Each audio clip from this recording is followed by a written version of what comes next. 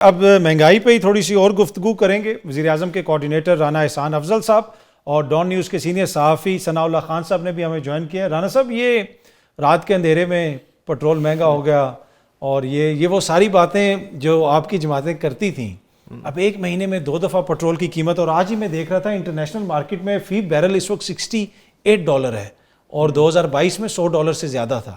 اس وقت 140 150، بلکہ آپ کے کچھ لیڈرز تو کہتے تھے کہ 118 جو ہے ہو گیا، وہ بھی تاریخ کی بلند ترین سطح پہ. تو کیا ہو رہا ہے یہ؟ بسم اللہ الرحمن الرحیم. دیکھیں، رات کے اندھیرے میں ہی سستا بھی ہوتا تھا، یعنی کہ ایسا نہیں ہے کہ رات کے اندھیرے میں مہنگا ہی ہوتا ہے. دیکھیں، it is linked with international prices number 1، اور آپ لیوی بھی چارج کر رہے ہیں، جو کہ جب کہ آپ بات کر رہے تھے تب لیوی 0 ہوتا تھا، لیکن اس وقت آپ نے جو یہ بجٹ دیا اس کے اندر آپ نے ٹارگٹ سیٹ کیے جو آپ نے لیوی کے ذریعے اکٹھے کرنے ہیں، تو وہ بھی پورے کرنے ہیں. تو بالکل دیکھیں، دنیا بھر میں پیٹرولیم پروڈکٹس کو ٹیکس کیا جاتا ہے اور اس کے ذریعے ریونیو اکٹھا کیا جاتا ہے، اور یہ سگنلنگ بھی ہوتی ہے کہ اس کو اگر بہت سستا کر دیں گے تو اتنی آپ کی امپورٹ بڑھ جائے گی. تو بات یہ کہ اس کے اوپر سیاست ہوتی رہی ہے، اور میں تو ہمیشہ یہ کہتا رہا ہوں، اگر آپ میرے پرانے کلپس بھی نکال کے دیکھ لیں، کہ پیٹرول کے اوپر سیاست نہیں کرنی چاہیے، ڈیزل کے اوپر سیاست نہیں کرنی چاہیے.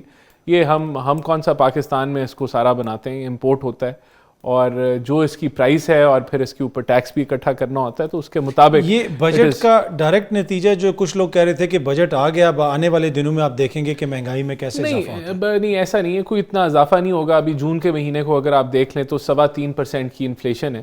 انشاءاللہ اس سال کے کا بھی جو ایسٹیمیٹڈ انفلیشن ہے وہ غالباً 7%، 7.5% ہے، if I'm not forgetting.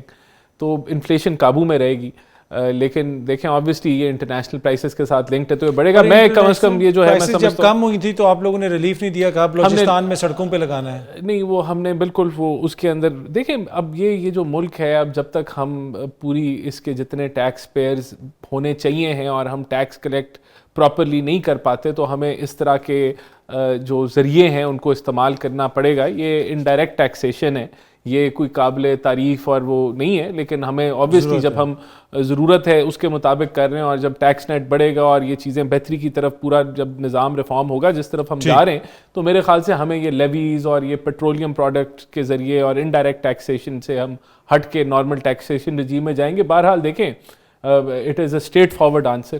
International prices اور جو ہمارے ریونیو ٹارگٹس اس کے ساتھ اٹیچڈ ہیں، اس کے مطابق ہم یہ ٹھیک ہے. ثناء اللہ صاحب، میں آپ کے پاس بھی آتا ہوں، لیکن یہ چھوٹا سا آپ کلپس ذرا سنیں کہ عوام اس وقت کیا سوچ رہی ہے. عوام نے اس حوالے سے کیا ہم سے بات کرتے ہوئے کہا، یہ ذرا دیکھیے گا.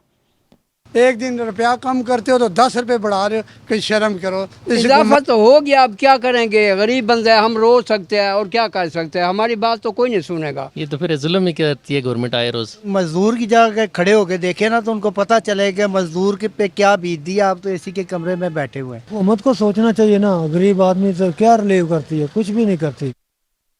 کوئکلی ران صاحب، آپ کچھ ایڈ کرنا چاہ رہے ہیں؟ میں تو سمجھتا ہوں گورنمنٹ کی یہ بھی پالیسی ہے کہ ہم نے یہ جو 2 ویلرز ہیں ان کو ہم نے الیکٹرک وہیکلز کی طرف شفٹ کرنا ہے. اس کے لیے بھی پالیسی آ رہی ہے، اس کو ہم پچ کریں گے تاکہ یہ پیٹرول مہنگا سستا جو ہے، یہ غریب سے اس کی جو ہے وہ لا تعلق کی ایک ڈسکنیکٹ کرائیں کہ یہ الیکٹرک وہیکلز کی طرف جائیں جو سستی پڑتی ہے. پر بجلی بھی تو مہنگی ہو رہی ہے نا، پھر بجلی کو بھی تو انہوں نے. نہیں، بجلی نہیں مہنگی ابھی نہیں ہو رہی، اور انشاءاللہ ہم کوشش کریں گے کہ بجلی کو نہ مہنگا ہو. اچھا رانا صاحب، اس کے اوپر بھی آپ کامنٹ کیجئے گا. اور دوسرا، یہ جو چینی کا معاملہ ہے، اس میں اب حکومت کیوں امپورٹ کری؟ آپ اس کو ڈی ریگولیٹ کیوں نہیں کر دیتے؟ اچھا دیکھیں، جو انہوں نے فگرز دیے، یہی اگر آپ 2018 کے دیے ہوں گے، 19 کے دیے ہوں گے، یا آپ 4-5 سال پہلے چلے جائیں 13 میں، تو تب بھی بہت زیادہ یہ فگرز بڑے مہنگے لگیں گے. اس سے پہلے چلے جائیں تو وہ فگرز اور بھی سستے ہیں. دیکھیں، یہ باتیں درست ہیں کہ ہمارے ملک میں 40% مہنگائی اوور آل انفلیشن گئی تھی، اور جو ڈالر ہے کسی وقت پہ 60 روپے کا تھا، کسی وقت پہ 30 روپے کا تھا، آج وہ 300 کے قریب ہے. تو یہ تو دیکھیں، ہمیں پتہ ہے ان ساری چیزوں کا، اور یہ جو ہے اصل جو مسئلہ ہے وہ بوم بس سائیکل ہے پاکستان کے اندر. اور وہ یہ ہے کہ ہمارا جب کرنٹ اکاؤنٹ ڈیفیسٹ، ہم ترقی کرتے ہیں، امپورٹ لیڈ اکانومی ہوتی ہے، کنزمپشن بیسڈ اکانومی ہوتی ہے، اس پہ 6% پہ ہم ترقی کرتے ہیں، اتنا بڑا خسارہ ہو جاتا ہے، پھر کشکول لے کے ہم ڈالر لے کے جاتے ہیں، تب یہ روپیہ آپ کا ڈی ویلیو ہو جاتا ہے، مہنگائی آپ کی پر کیپٹا GDP گر جاتی ہے. تو یہ تو سائیکل بار بار ریپیٹ ہو رہا ہے نا. تو ابھی اگر یہ میرے خیال سے اگر یہ پوری بات مکمل بتائیں کہ ہم نے کیا کیا. دیکھیں ہم نے خسارے کم کیے ہیں اپنے. پچھلے سال پرائمری سرپلس دیا ہے ہم نے, اس سے پچھلے سال پرائمری سرپلس دیا ہے.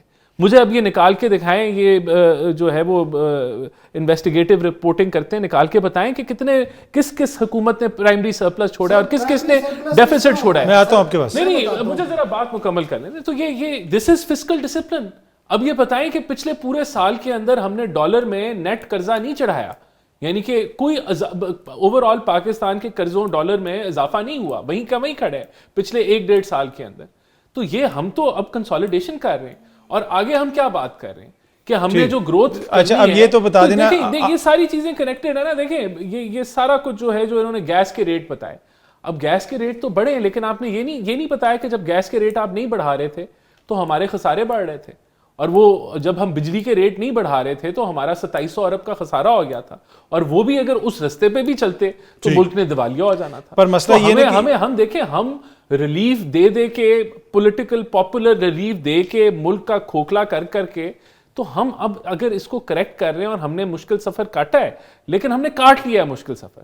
اب یہ مزید مہنگائی کا جو آپ کا تو کٹ گیا, عوام کا بھی چل رہا ہے. نہیں دیکھیں, میں ایگری کرتا ہوں چل رہا ہے. کیوں چل رہا ہے؟ دیکھیں اس کی غربت میں بھی اضافہ ہوا ہے. اس کی وجہ ہے نا کہ آپ یہ ملک, آپ اس کی تاریخ نکال کے دیکھ لیں, کبھی 6%, 7%, 8%, 9% پہ گروتھ تو گئی نہیں ہے کنزیکٹیولی کہ کنٹینیوسلی ہم نے گرو کیا. ہم تو 6% پہ ریچ کرتے ہیں, منہ کے بل گر جاتے ہیں. تو غربت میں کمی کب ہوگی؟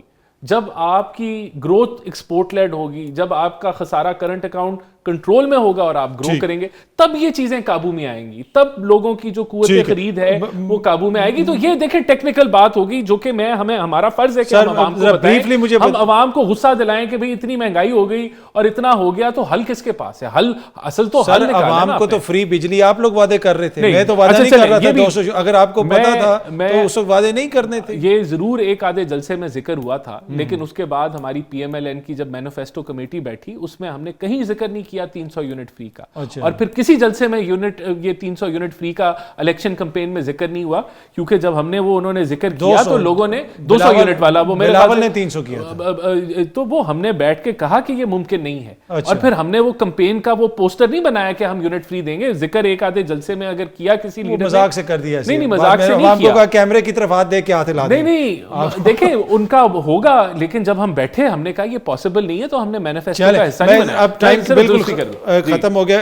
ثناء اللہ صاحب, یہ جو چینی کا مسئلہ ہے, آپ کو لگتا ہے کہ امپورٹ ہو جائے گی چینی؟ یہ جو سارا آپ تو اس معاملے کو بڑا کلوزلی فالو کر رہے ہیں. مجھے نہیں لگتا, کیونکہ آئی ایم ایف کے ساتھ رانا صاحب کو پتا جو ایگریمنٹ ہے جی, اس ایگریمنٹ میں آپ نے کمٹمنٹ کی ہوئی ہے کہ آپ نے کوئی سبسڈی نہیں دینی, آپ نے کوئی ٹیکس ایگزمپشن نہیں دینی, تو پھر آپ کس طرح؟